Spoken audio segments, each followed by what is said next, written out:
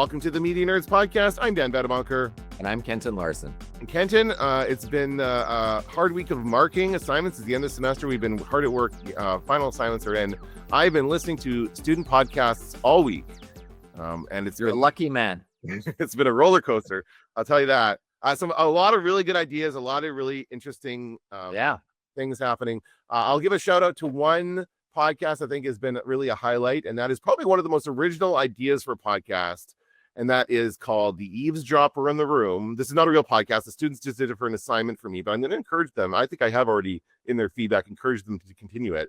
But the idea behind the podcast is they go out and they go to a coffee shop or some public place. They sit down, have a coffee, and they're working on their computer, but they listen to the conversations around them and listen to what's going on in people's lives. And then on their computer, they're taking notes of what's going on. And then they come back and they talk about it on the podcast. It was really interesting and compelling. They changed the details, so they're not like doxing anybody or giving any information out they shouldn't be. But I mean, that being said, I think someone could still figure it out. I think I was telling them in feedback, they could still probably figure it out. So be prepared. If you do this, someone would figure it out. It was them. But they're not saying anything bad. They're just saying, oh, this person's in this situation. It was an interesting conversation. So that is Sarah and Mackenzie.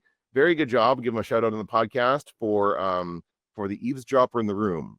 By the way, there used to be a Village Voice comic strip, and I don't remember the name of it, but it was a guy who would draw. So he was a cartoonist, and he would draw just two people sitting across the table from each other, and all of the stuff that they said was stuff he overheard, like wherever he went. It was a similar, but in comic book form, in comic strip form, I should say. And that was pretty good too, because once again, Village Voice is based in New York.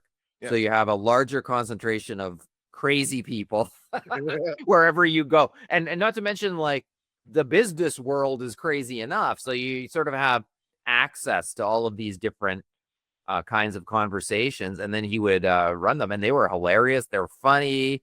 Sometimes they were serious. But it's so I like it. I like it as well. It's a good idea. I think it's really good. I don't think people, when they're in those situations, are aware of the people around them.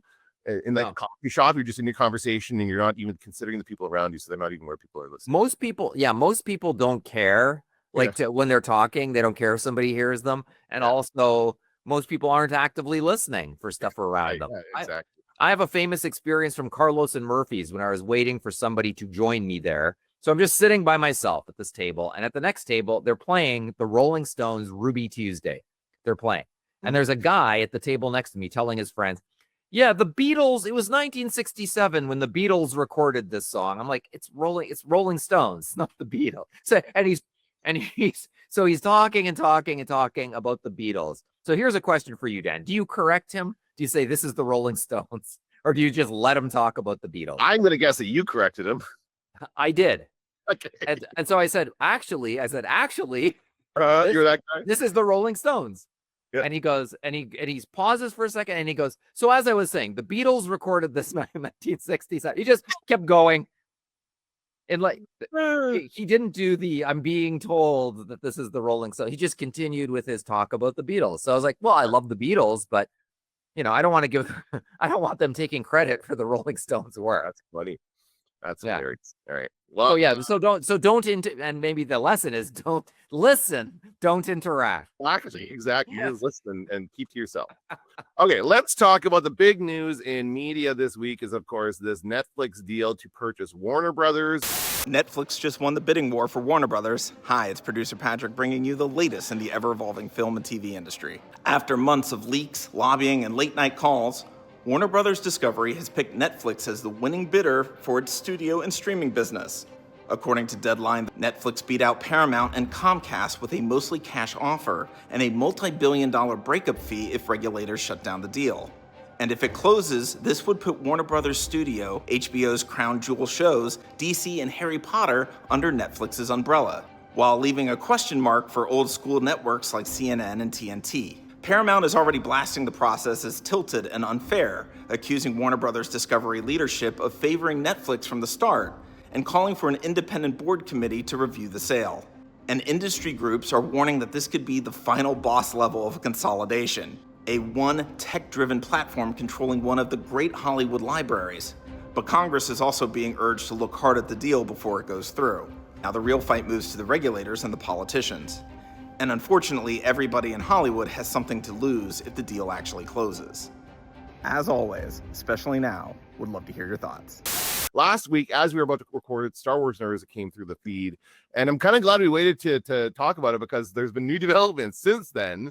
It's not as simple of just Netflix buying Warner Brothers, which probably would go through in this world of like Trump is all pro-corporate, so he'll let any big merger, even though he said something about how he wouldn't let it go through. He'll let any corporate merger go through. He's all for that kind of stuff. So this is like the biggest streamer, really. Netflix is the biggest streaming service, purchasing one of the biggest, if not the biggest, movie studio in Hollywood, or certainly one of the oldest movie studios. And it would include HBO. Yes. It also includes, which Warner had already acquired. Like Warner itself had already been acquiring things, right? That's how these things have been going. So all these bigger companies, like when I watch older movies and I see all these logos come up of all these companies that don't exist anymore, like Orion and all these things, I'm like, there used to be so many more little movie production companies, right? And now there's like 5 and that's it. There's just 5 and that's who makes movies and that's who we deal with. And now there's even fewer because Netflix was one of those. And now Netflix, I guess, is I don't know. This is such a weird situation. So let's talk about that first. What the idea of Netflix buying Warner Brothers? Do you like it? Do you not like it? Why or why not? I'm against it because I like my HBO where my HBO is. I like the quality promise of HBO. Netflix has some has quality, no doubt about it. They've got some quality, and then they've also got some low quality, and it makes you wonder how much quality would survive in that purchase. I think that could be that's something worth thinking about. What would they be less likely to greenlight than what HBO now greenlights? What HBO now puts on the air? I just think like tear the company apart, put their own people in place, and change the way the company works. It's not just a matter of them taking over and letting it run as it has been, and them just like enjoying the profits. They're going to actually like get in there and try to do stuff with the HBO stuff. Now, do you think this means that we'll get all the HBO content on Netflix? Like we'll get all that stuff that we've had to pay separately for? I think one would imagine that that's what would happen. I imagine that's exactly what would happen. And what would that Crave TV in Canada is fed by HBO, and that could really be the end of. Right? So they have a licensing deal, so they would be allowed to like finish out whatever the rest of their deal is for a couple years maybe, and then it would revert back to Netflix. That's what we see all happening all the time with these movies. We'd all have to log into our Shaw. We'd all have to log in and find, because I did it recently, and find the channel. Trust me, it's horrible. You don't want to do it more than once a year, trying to figure out how all that crap works. Yeah. Then the bill comes, and Lord knows what you're paying for when you see the bill. Is it still there? Is it not there? Who can tell? But I think what people are most worried about when it comes to Netflix absorbing Warner Brothers is they're worried Netflix will stop releasing movies in theaters because Netflix doesn't generally do that. And I've complained about that before. I think there's a number of films that, like, for example, the most recent Beverly Hills Cop movie, I think would have been great in the theater. And there's a couple other movies like that I can think of that they should have released in the theater first. Like put them in theaters for a month or two before you bring it to your own platform. Frankenstein, another perfect example, even though it's not. Have you seen it yet? Have you watched the Frankenstein movie? I have not, but I watched so many reviews. I think I've seen it. Okay. I've seen it. It's little in bits and pieces. Like, and of course, everybody knows the story. Yeah, of course, but it's not like, I would say it's not great. It's not my favorite adaptation, but it is visually very stunning. It's Guillermo del Toro. He's a great director visually, and I would have liked the opportunity to see a Frankenstein movie in the theater. Like we have not had that since Kenneth Branagh and Robert De Niro did Frankenstein in the 90s, right? It's been a while. And so there's that. They're not releasing that in the theater. So that's what they're worried about, is that going forward. Now, they said they're going to honor all the existing agreements, as they say. So anything slated for the next few years will be released in theaters as expected. And everyone points to the fact that Warner Brothers has been the most successful studio in theaters recently, with hits like the Minecraft movie and Barbie, and I don't know what else. I'm sure there's a couple other ones, but like it's all like repurposing other content for the movies, really. So they've like, they're seen as being a successful movie studio rather. I don't know. I just don't know, because Netflix already has it right. It could be like they're just buying the name Warner Brothers and they're just going to absorb it, and then everything they're just going to again bring in the content and then churn everything out, continue churning it out as Netflix. or they could keep HBO as a separate thing. Like I think that has value as a separate subscription service, right? I didn't ask you what you think of it, but you love going to the theater, and that's the other part of this. I think that will just speed up the demise of the theater. It's like it's of course it's going to. Of course it's going to. Yeah, I think, and this is a famously HBO or Warner Brothers was the studio that did the direct to streaming. Remember during the pandemic? Yeah, they released things direct to their platform as it was in theaters, which basically ate into their theaters. Like that cut right into their, like nobody's gonna, like not everybody, but a lot of people are gonna decide to stay home and watch it if they can watch it instead of going to the theater because they want to stay at home, right? It kind of takes away that impetus to go. And I think everyone, and then that guy was fired. The guy who made that decision was fired from Warner Brothers, Zaslav, I want to say his name was. So yeah, they feel like without that studio, like the other thing is Prime owns MGM. So this has already happened where a big streaming service or even a big like Amazon owns a major film studio, and they never release anything in theaters. That's one of my pet peeves. There's a lot of good movies that come out on Prime that I think could be released in theaters. A lot of good comedies that they're putting out that I think Netflix, I think nobody wants to release comedies in theaters anymore. But I watched the one with Kevin James and the guy from Reacher. I know this whole new stepdad thing can't be easy, but I love that you're trying so hard to connect with him. I really am. Just trying to throw a spiral. This is gonna suck. Name's Jeff. Brian. Outstanding. Okay. Oh, look, they're friends already. CJ's cool. He invited me over his house. Can we go over, please? All right, why not? Hell yeah, dude! Yeah. Up high. Oh! Oh! You wanna dance? You guys go on ahead while I put him out real quick. And it was actually pretty funny. The guy from Reacher. The guy from Reacher. Yeah.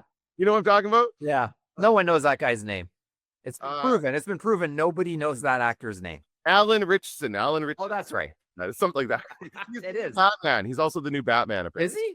Yes, he's in the other. Where is he that? In another, not the ones that are being worked on right now, but there's another Batman, like in the James Gunn part of the DC world of movies, like in that Superman world. That's where he's the Batman in that world. So this is like. Speaking of that, did you see they released the Supergirl poster today? I did not. It looks.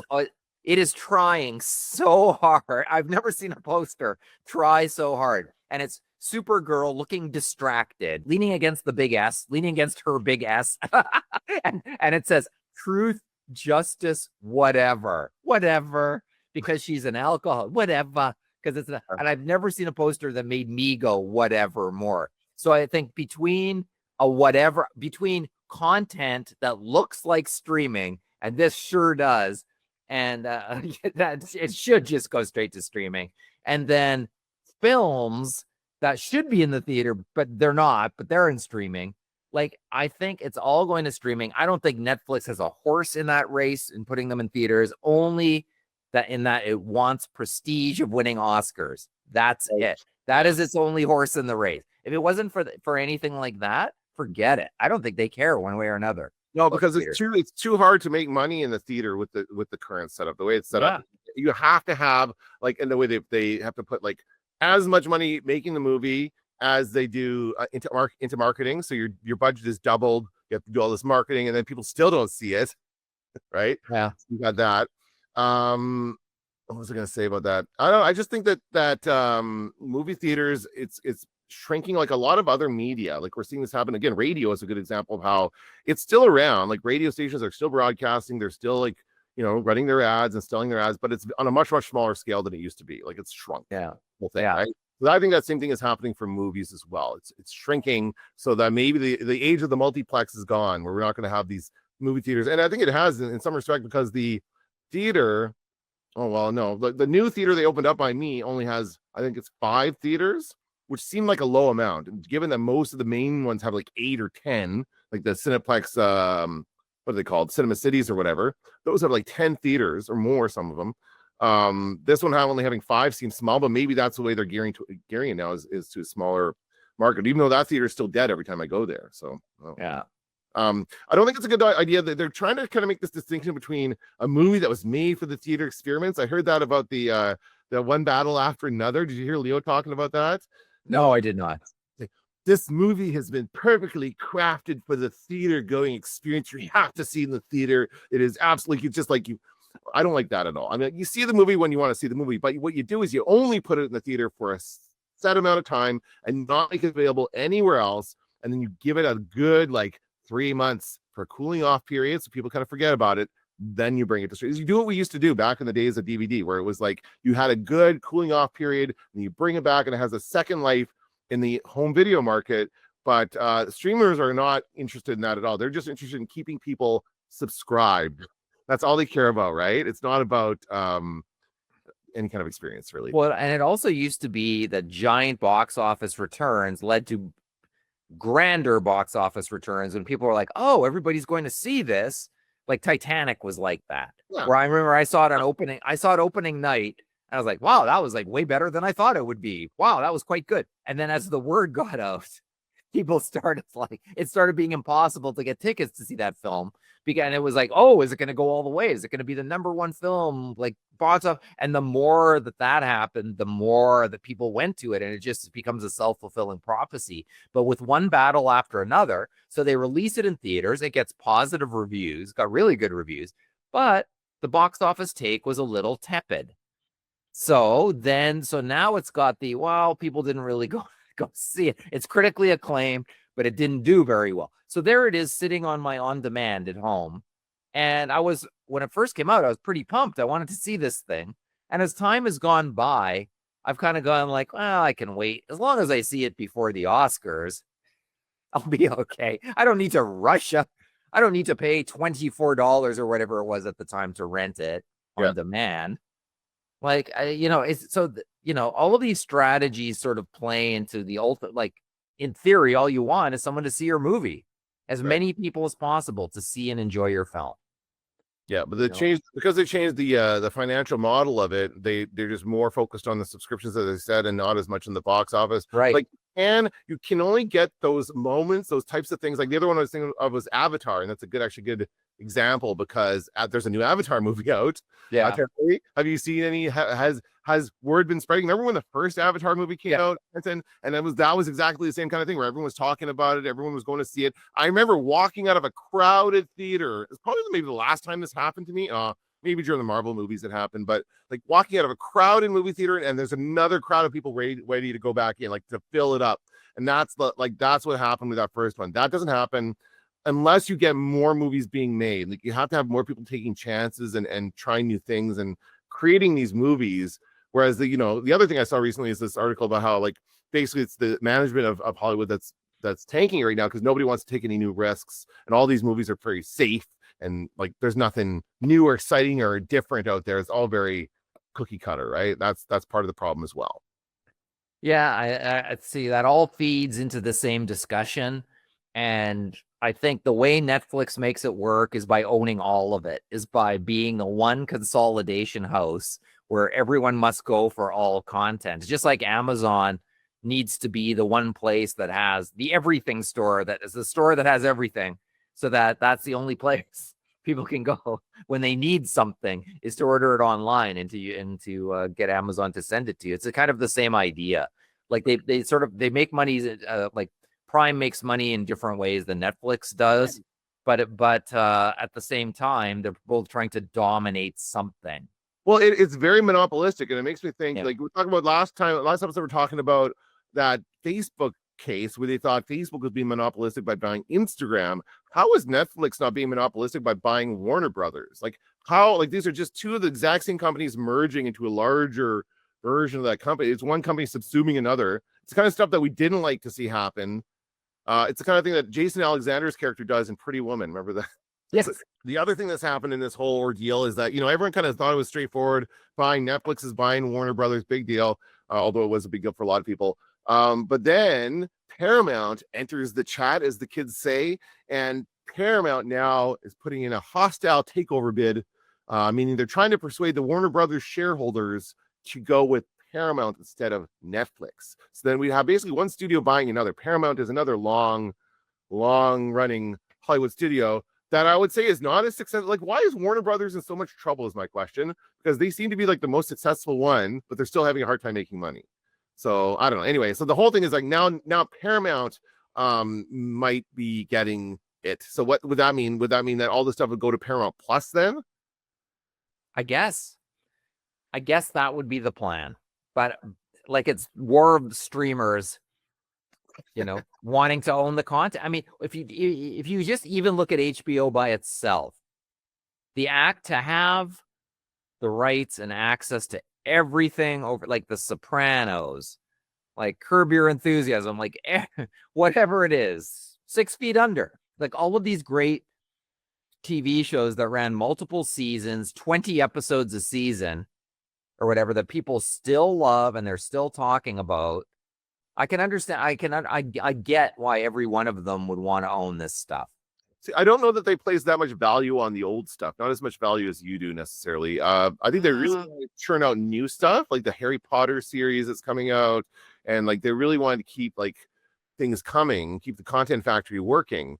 I don't know. I mean, I know a big part of the HBO Max, like the whole like streaming thing, is all those series, right? Is all that stuff they used to do. Like what's the new one? I guess the White Lotus is the one would you add that to that group of shows? Yep. Yeah. Okay. Well, it's a prestige. That's a prestige show as well. And once again, HBO, I think one of their claims to fame is they've got one of the highest income brackets of viewers of any streamer or of any network, I guess. And the income grows with the amount of time between when the show airs and then when people actually watch it. So 7 days later is a higher income than the people who watch it live, for instance. So I think all of the demographic information that comes along with those shows is also, part of what they're buying would be the data. I guess that so, kind right? of data. Yeah. Huh, interesting. And so I just wonder if that means that, trying to think out this thing. Oh yeah, well I was gonna say, like with respect to Netflix, it is like this kind of conglomeration of like it's both movies and TV. They're also doing live streaming a lot more. You can watch, like I saw an ad for they're going to be showing football games on Netflix on Christmas Day. That's their new thing. Live sports, which they've already done. They've done wrestling. They've done live wrestling. So this is just kind of blending all these different elements together into one place. I think Paramount is also doing. I have not been on Paramount Plus for a while. I don't know what's happening over there either. But I think they're kind of going in that same direction. Certainly Disney Plus is as well. There's some like Dancing with the Stars streams live on Disney Plus, right? And I thought during that whole Jimmy Kimmel fiasco, I'm like, why is he putting Jimmy Kimmel live on Disney Plus? That should be streaming live on that platform as well. Yeah. So all these things coming together, and I guess I don't know what the point of that is, just to say that this is the way it's going. Like it's just all in one place. Get your content. You only have to subscribe to it. Do you think like Netflix will raise their prices now that they have all this content? Yeah, that's part of it. Yeah, definitely. That we're seeing that across the board anyway, even before all of this stuff. But I do think that this is like, I think the theaters are the ones that nobody cares about. They're kind of left out in the cold on this. Yes. Although, actors, the actors union weighed in on this as well and said, we got to wait. We got to let this thing pan out and see what this actually means. I think it was one of those, like, let's see what this means. Speaking of actors, I just heard a story recently today about John Hamm, who's in Manitoba filming a movie. Did you hear about this? Going to a theater in Stonewall. Yeah. Little movie theater. It's one of those small town movie theaters that don't really exist anymore. Like it's only in a few small towns that still have one. And it shows like one movie at a time. And it was showing The Running Man, which is the new Edgar Wright movie. And it was John Hamm and the guy from Superstore who plays. And I just saw him actually. He's in another show I'll tell you about in a second. You already know about, I'm sure. But he's a goofy kid from Superstore who's like married to the pregnant girl, whatever, that dumb guy. He's hilarious. Yeah. And then another actor, the three of them were in Manitoba shooting different things, but they all know each other. So they kind of have been texting. So they all showed up at this theater to watch a movie together. And I think that was really cool. And of course, how great is that? They're the only ones there because nobody goes to see a movie, but they're like, we want to support theaters. We want to support this. We love that you guys are doing this. So they were there. So I think that's awesome. So we'll see more stuff like that. But I think that's where it is going. It's going to be more into a niche. Movie theaters are going to be become like a place for people who love movies, but it's not the mass audiences anymore. It's not going to be like there will still be a version of the Cineplex that exists, but maybe it's back to just one theater. Maybe it's not a multiplex anymore. Maybe it's only showing one movie at a time, right? It's interesting. I thought about what used to happen back in the day when movie theaters when the studios would start to kind of gain power and influence. There was a bunch of like anti-monopoly laws passed to say that studios couldn't own the theaters as well, right? Remember that? Like, yeah, Paramount owned a bunch of theaters because Paramount, like, there's theaters called the Paramount because Paramount used to own those theaters.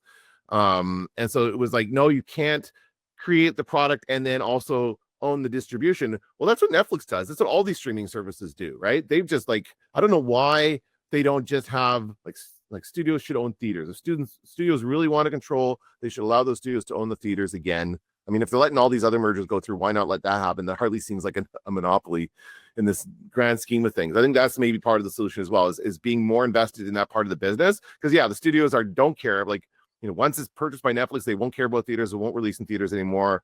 And there's even less reason for people to go. And so there's going to be like, now it's like Sony, what are the other major ones? Sony, Disney, Apple doesn't release. Apple releases some things in theater. Like F1 was in theaters, but not like whatever the new one is. I saw another one that come out. Like the Oscar contenders aren't coming out. I see all these, like the one with Adam Sandler and George Clooney. It's on Netflix. Like these are all going to be Oscar. You can tell just by the tone of the movie. They're all going to be Oscar nominated. But again, they're all on streaming services. None of them are available in theaters. So it's very, very, I'm shocked that it's kind of happened this quickly. Although I really shouldn't be. I mean, it happened quickly with Blockbuster too, right? It happened like Blockbuster was like that and it was gone. And I think the same thing could happen to movie theaters. We could have in a couple of years, like no more Cineplex or no more, whatever this might be. That Landmark is a smaller company. Maybe Landmark goes under or starts contracting and bringing its theaters back into like where it's near, like in Ontario or whatever. This always reminds me of what happened to journalism discussion, where a lot of the newspapers' problems it brought upon itself, where people were just I mean, there's too many to even recount, but who killed the newspaper? Well, it partially killed itself, and the theater, I would say, is the same thing. To say that it's just this killing it wouldn't be accurate. I think the theater has done its own things, has made its own mistakes, and has sort of killed itself in a lot of different ways, even in terms of what they're programming there. The experiments happened like were too little, too late. The lack of decorum in the theater. I mean, you can go on and on and on.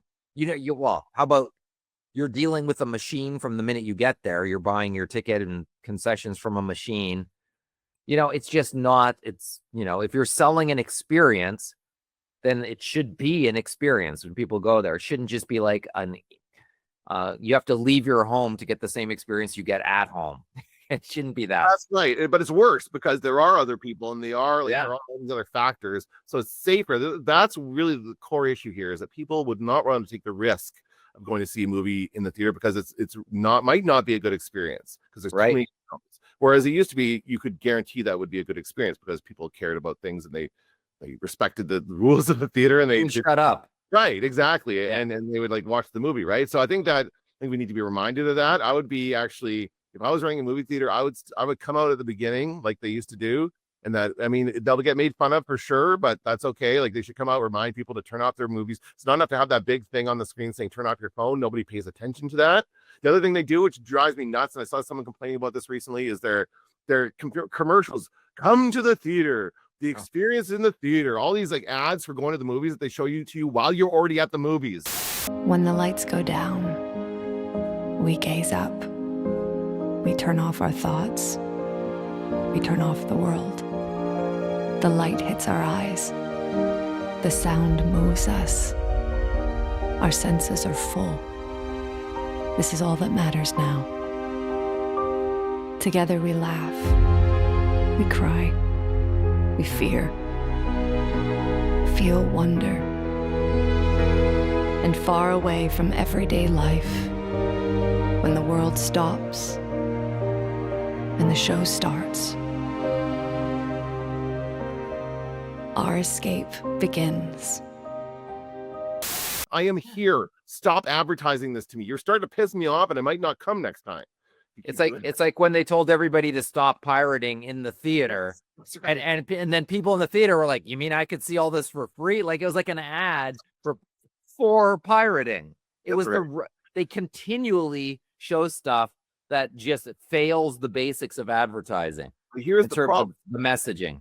I should see those ads. Like, it's not bad that they made those ads. I don't mind that they make an ad about, hey, encouraging people to go to the theater. That's fine, but fucking place them somewhere, put them somewhere. I don't see them anywhere out in the real world. I don't ever see. They need to be. Well, I don't ever see them on YouTube or any other platform. Like, I need to see them there. They need to advertise to more than just their own audience. And that's a classic mistake. They think they have an audience already. Same thing newspapers did.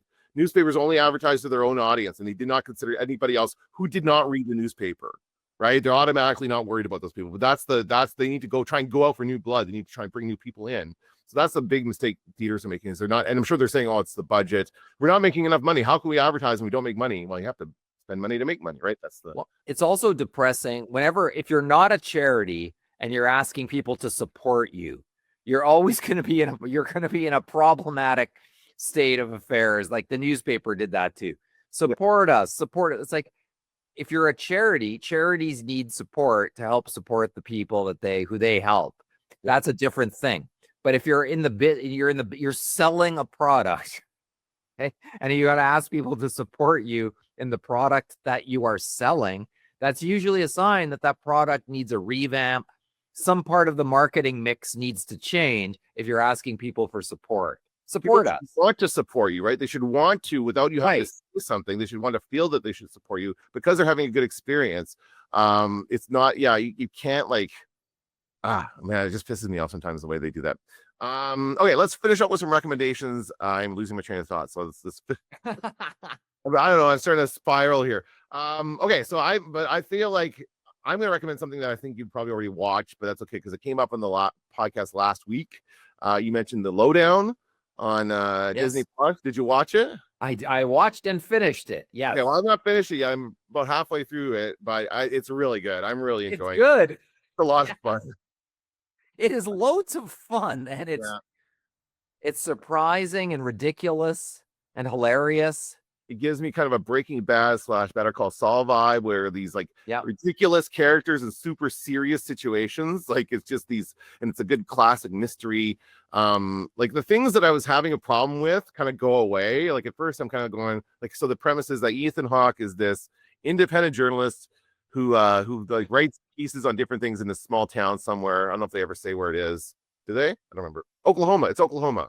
It looks like Winnipeg. Every scene I thought, did they shoot this here? But they didn't. It's Oklahoma because they talk about the beef and the cattle and oil. That's their two things in Oklahoma: cattle and oil, beef and oil. So it's got like a great actress, Kyle MacLachlan's in it, and what's her name as the wife there?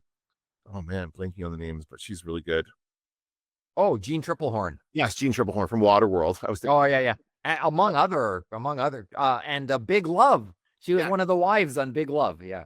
So it's a very, very good cast. Ethan Hawke plays the kind of the main character. He's this kind of, scruffy journalist guy. My big issue was like he wouldn't be able to stay in work. He wouldn't have enough work as a journalist. But I guess that's why he owns the bookstore, right? The bookstore is supposed to bring him some income as well. Although again, he's got the girl there working there that he doesn't pay. That's kind of a classic. It reminds me of Dirk Gently. That whole thing of having the girl there that was a Dirk Gently thing where he couldn't pay his secretary. It was hilarious. He's got his daughter who is very funny. The guy who calls him pedo, that guy kills me every time. Fantastic. Yeah, so funny. And his friend, the other antiquing friend, I don't know the name of the actor, but that actor is so good. Like the whole cast is incredible, and it's a hilarious premise. Just kind of this, like, we're gonna see this kind of story play out and see what happens, but it's just a lot of fun. So definitely recommend The Lowdown. Don't let the glossy artwork fool you. It's actually kind of a dirty, kind of grungy show, right? It does get like really dirty sometimes. Yeah, the artwork, you mentioned it last week, and it's true. It's a turnoff. When you look at it, it doesn't even look like the show. I think they made a mistake in that marketing. But the show, it really does go down easy. Like it's such an easy thing to watch, and it's entertaining, and there's enough. I can't spoil anything, but there's enough crazy surprises as you go through, and yet they all make sense. Okay, good. In the context of the show. Yeah. So it's well worth, as you keep watching, surprises keep happening. And I thought this is a character who we could see for many seasons doing many investigating all kinds of conspiracy. Yeah, we were talking, kind of complaining about the Knives Out guy last week. This is a much better detective character because he's not a detective; he's a journalist, first of all. So he's like he calls himself a truth historian, which I think is hilarious. And it's interesting. I haven't seen Ethan Hawke in a while, honestly. I realized, like, as I watch this, he's older. He's much older now, of course, and it's very scruffy, and it's a different kind of character for him. So I think it's just a lot of fun. I don't like the name though. The Lowdown doesn't really tell me what it's about. Yeah, you're right. That we're not crazy with the packaging of the show, but the show itself is very good. There you go. I'm happy New York Times listed it in its top shows of the year, because I might have missed it, or I might just have glossed over it if I hadn't seen it. I certainly would have watched it if you hadn't mentioned it. I certainly would have just skipped it, because it looks things you can skip now, right? Everything looks good, or everything looks too good in this case, and so it's just watch something else. I'd rather watch an old episode of The A-Team than something new on Disney Plus sometimes, right? So anyway. Absolutely. So I'm gonna add. So that's a very fun conspiracy show. Then I just happened to watch another conspiracy show that I didn't know was a conspiracy show, but it's HBO's, and the season 1 is over, and the show is called The Chair Company. Are you aware of this show? Yeah, is that with the guy, the really awkward guy? Yes, Tim Robinson. You sure? Are you sure? Yeah, Where did he say that, by the way? I have no idea. Okay, everybody knows that meme. Yeah. So the show itself.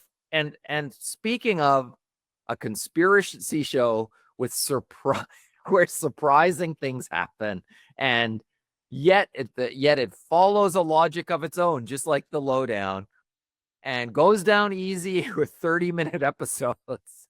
Yeah. I found myself laughing harder at The Chair Company than maybe anything I've watched all year, and like almost like it's a show that you laugh at and you're embarrassed you're laughing at it a little bit, because it's so hard to. It's it's sort of like if Severance and Curb Your Enthusiasm were put together, and the awkward tone that would come out of that is kind of the tone of that show.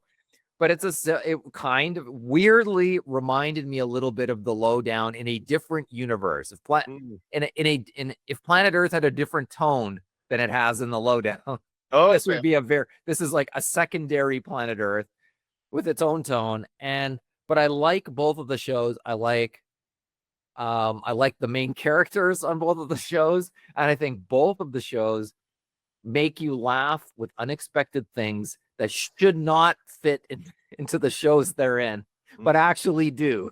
but you don't actually question them as you're watching it. So I'm gonna say The Chair Company. Watch The Lowdown followed by The Chair Company, and just see two great investigations of conspiracies. and I think I would be surprised if both shows didn't. I think they might have already been approved for second seasons, but yeah. So I like both of those shows. Just a few weeks out from the next season of The Pit. January is when the season 2 comes over to The Pit, so it'll be awesome. Do we get all of them at once, or do we get them one at a time? HBO, I don't know. What do they do? I don't know how they release it. Normally, yes, but I liked watching it in a row. I really did. I was so gripped by the show that I think it might frustrate me not to be able to watch it all in a row. If Netflix buys it, then it'll all be at once, because that's Netflix's model, is all at once, except when it's Stranger Things, then it's just 4 episodes at a time. But other than that, they do it all at once. So we'll have to wait and see what happens with that merger deal. That we will do. All right, that's going to do it for this episode of The Media Nerds. I'm Dan Vadebunker. I'm Kenton Larson. Don't let the door hit you on the ass.